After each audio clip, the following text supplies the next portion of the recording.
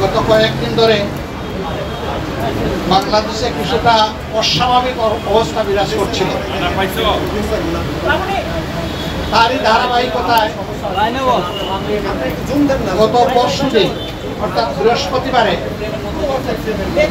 উপদেষ্টা পরিষদের একটা বৈঠক হয়। সেই বৈঠক থেকে প্রধান উপদেষ্টা তিনি একটা মেসেজ জাতিকে দিতে চেয়েছিলেন, তিনি সেটা দেননি, কিন্তু এই কথাটা খুব দ্রুত সমাজের সব দিকে ছড়িয়ে পড়ে, যার কারণে সমাজে একটা অনিশ্চয়তা, আশঙ্কা, আতঙ্ক দেখা দেয়। আমরা সেই দিনই বিষয়গুলোকে হিসাবে নিয়েছি, নোটিশে নিয়েছি। একই সময়ে একজন রাজনৈতিক নেতা তার জনপ্রতিনিধিত্বের একটা দাবি নিয়ে তিনি একটা অবস্থান নিয়েছিলেন। আবার আরেকটা গুরুত্বপূর্ণ জায়গায় আরেকটা দাবিতে আরেকটা অবস্থান নিয়েছিলেন। এই সব বিষয় প্রধান উপদেষ্টার জন্য কিছুটা কষ্টের, কিছুটা বিরক্তির ছিল, যার কারণে তিনি তার দায়িত্বের ব্যাপারেই পুনর্বিবেচনা করবেন এইরকম একটা অভিযোগ তিনি প্রকাশ করেছিলেন, কিন্তু কার্যত এটা অফিসের সামনে আসেনি। এ বিষয়ে আপনারাও আমাদের মতোই বিচলিত ছিলেন, আমরা এটা বিশ্বাস করি।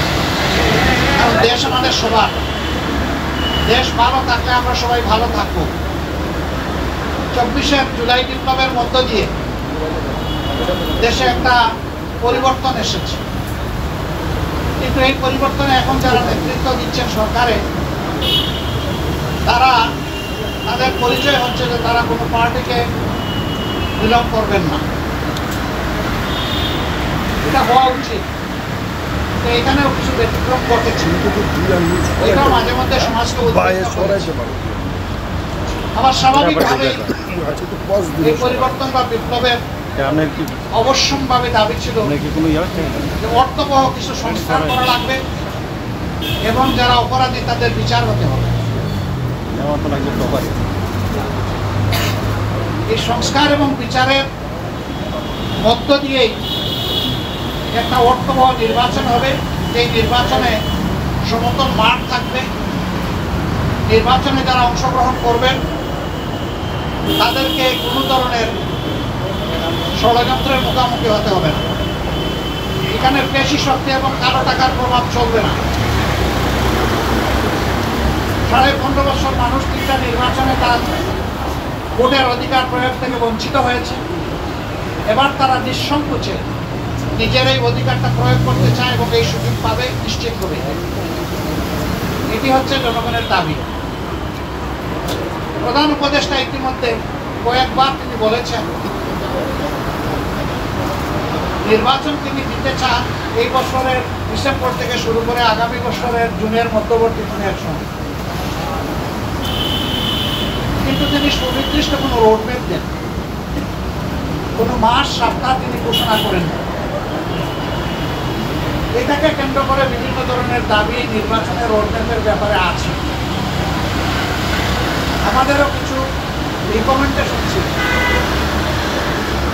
আমরা তার প্রতি সম্মান রেখেই বলেছিলাম দায়িত্ব আমরা সবাই মিলে তাকে দিয়েছি, তিনি চেয়ে নেন এবং তিনি দলের পক্ষ থেকে নির্বাচিত কোনো দায়িত্বশীল নেতা নয়, বরঞ্চ তিনি জনগণের ঐক্যমতের ভিত্তিতে এই জায়গাটায় একটা গুরুবার তিনি গ্রহণ করেছেন। তাকে আমরা তার সম্মান বজায় রেখে দেশের স্বার্থটা তিনি দেখবেন, সেটা আমরা সবসময় বলে আসছি।